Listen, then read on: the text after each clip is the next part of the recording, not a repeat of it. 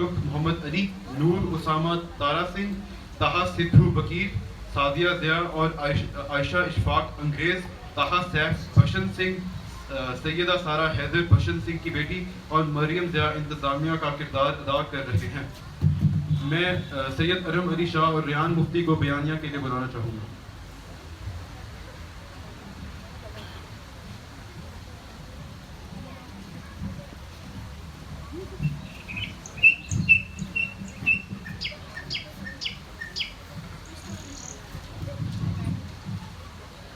बंटवारे के 2-3 साल बाद पाकिस्तान और हिंदुस्तान की हुकूमतों को ख्याल आया कि अखलाकी कैदियों की तरह पागलों का तबादला भी होना चाहिए।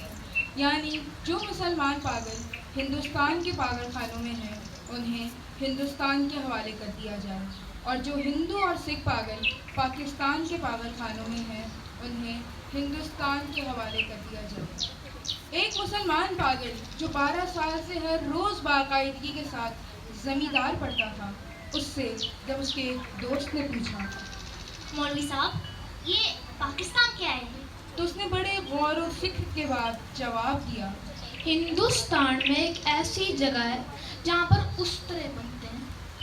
एक सिख पागल ने एक दूसरे सिख पागल से पूछा, साहब जी हमें हिंदुस्तान क्यों भेजा जा रहा है, हमें तो वहाँ की बोली भी नहीं आती। दूसरा मुस्कुरा दिया, मुझे तो हिंदुस्तानों की बोली आती है, हिंदुस्तानी शैतान बड़े आकड़ आकड़ फिरते हैं।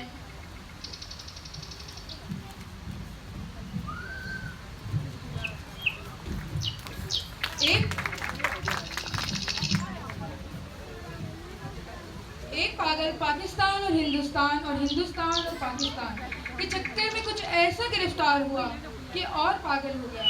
सफाई करते करते एक दिन दरख्त पर चढ़ गया और टहनी पर बैठकर 2 घंटे मुसलसल तकरीर करता रहा, जो पाकिस्तान और हिंदुस्तान के नाजुक मसले पर थी। ये तकसीम क्या होती है? रोटी की तकसीम, आधी तुम्हारी, आधी मेरी, हिंदुस्तान तुम्हारा, पाकिस्तान मेरा। सिपाहियों ने उसे नीचे उतरने को कहा तो और ऊपर चढ़ गया। डराया धमकाया तो उसने कहा, मैं ना पाकिस्तान में रहूंगा ना हिंदुस्तान में, मैं इसी दरख्त पे रहूंगा।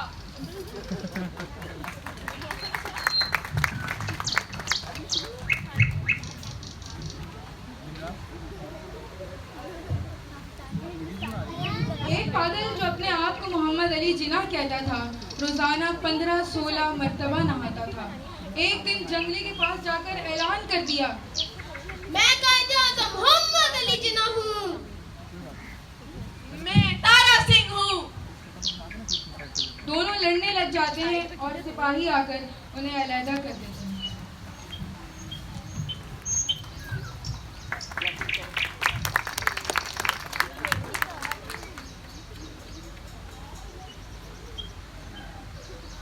एक हिंदू वकील अपनी मोहब्बत में नाकामी पर पागल हो गया था। जब उसे पता चला कि अमृतसर हिंदुस्तान में चला गया है तो उसे बहुत दुख हुआ। उसकी महबूबा हिंदुस्तानी बन गई और वो पाकिस्तानी। पागल खाने में मौजूद पुराने लोगों ने उसे समझाया कि वो दिल बुरा न करे, उसे हिंदुस्तान भेज दिया जाएगा, मगर वो लाहौर छोड़ना ही नहीं चाहता था। मैं लाहौर नहीं छोड़ूंगा, मेरी प्रैक्टिस कैसे चलेगी, कैसे चलेगी?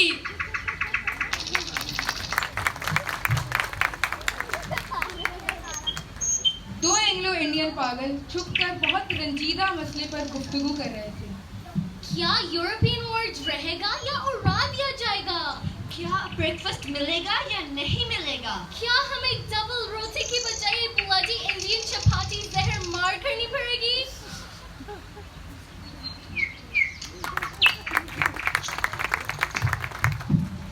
एक सिख पागल जिसको पागल खाने में दाखिल हुए 15 बरस हो गए थे, हर वक्त उसकी जबान पर ये अजीबो गरीब अल्फाज सुनने को मिलते थे। ओ पर्दी गुरगुर दी नेकर दी बेदहाना दी मुंह दी दाल ऑफ दी लालटेन।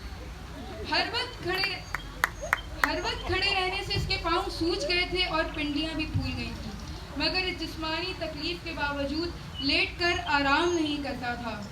कोई से पूछता कि इसका क्या ख्याल है तो बड़ी संजीदगी से जवाब देता, ओ पढ़दी गुरगुड़दी ने कसदी बेदिहाना दी मूंग दी दाल ऑफ दी पाकिस्तान गवर्नमेंट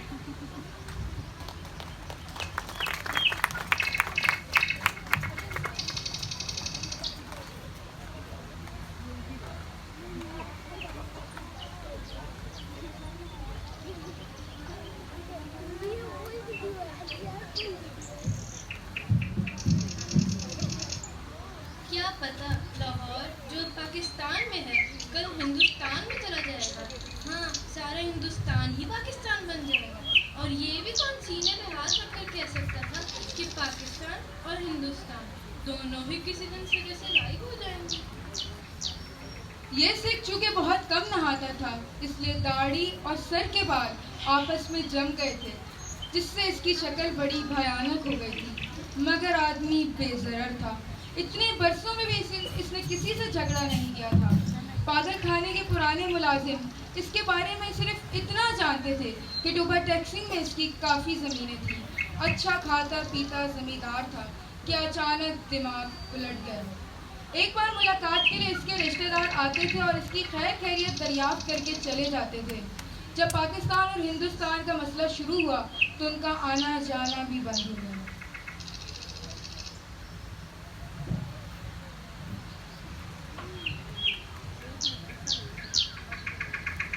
जब पाकिस्तान और हिंदुस्तान का किस्सा शुरू हुआ तो उसने दूसरे पागलों से पूछना शुरू किया, प्रोडक्शन कहाँ है प्रोडक्शन?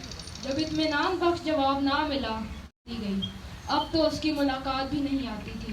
पहले तो उसे अपने आप पता चल जाता था कि मिलने वाले आ रहे हैं, पर अब जैसे उसके दिल की आवाज़ भी बंद हो गई थी, जो उसे उसके रिश्तेदारों की आमद की खबर दिया करती थी। एक दिन टोबा टेक्सिंग का एक मुसलमान जो उसका दोस्त था मुलाकात के लिए आया। उसका नाम फजलुद्दीन था। मैं बहुत दिनों से सोच रहा था कि तुमसे आकर मिलूं, मगर फुर्सत ही ना मिली। तुम्हारे सब घर वाले खैरियत से हिंदुस्तान पहुंच चुके हैं और तुम्हारी बेटी रूप को हाँ वो भी खैरियत से है। वो उनके साथ ही हिंदुस्तान चली गई थी। मेरे से जितना हो सका मैंने किया, और मेरे कुछ लायक हो तो बताना। प्रोडक्शन कहाँ है प्रोडक्शन? वही है जहाँ पर था। ये तुम्हारे लिए कुछ पूंजियाँ लाया हूँ। पाकिस्तान में या हिंदुस्तान में? पाकिस्तान में नहीं, हिंदुस्तान में। मुझे नहीं पता। कुछ अरसे बाद तबादले की तैयारियां शुरू हो गई थी। इधर से उधर और उधर से इधर जाने वालों की फहरिस्तें भी मुकम्मल हो चुकी थी। पागलों की अक्सरियत इस तबादले के हक में नहीं थी, क्योंकि उन्हें समझ नहीं आ रहा था कि उन्हें अपनी जगह से उखाड़कर कहाँ फेंका जा रहा है। लाहौर के पागल खानों से हिंदू सिख पागलों को लॉरियों में बिठाकर वागा की तरफ लेके जाया जा रहा था। नाम बताइए। बसंत सिंह। आप किस जगह से ताल्लुक़ रखते हैं? प्रोडक्शन कहाँ है प्रोडक्शन? पाकिस्तान में। ओ पढ़दी गुरगुड़दी ने कसदी बेदिहाना दी मूंग दी दाल of the Pakistan and production government. जब बसंत सिंह को हिंदुस्तान की दूसरी तरफ ज़बरदस्ती लेके जाने लगे तो वो अपने एक जगह अपने पैर जमाकर ऐसे खड़ा हो गया जैसे अब उसे कोई हिला नहीं सकता था। कुछ देर बाद उसके हलक से एक फलक शिगाफ चीख निकली। कई अफसर उसकी तरफ दौड़े आए और देखा कि वो आदमी जो पिछले 15 बरस से अपनी सूजी टांगों के साथ खड़ा था, औंधे में लेटा है। उधर खारदार झाड़ियों के पीछे हिंदुस्तान था और दूसरी तरफ उन्हीं तारों के पीछे पाकिस्तान। बीच में ज़मीन के उस टुकड़े पर जिसका कोई नाम न था, वहाँ बसंत सिंह पड़ा था।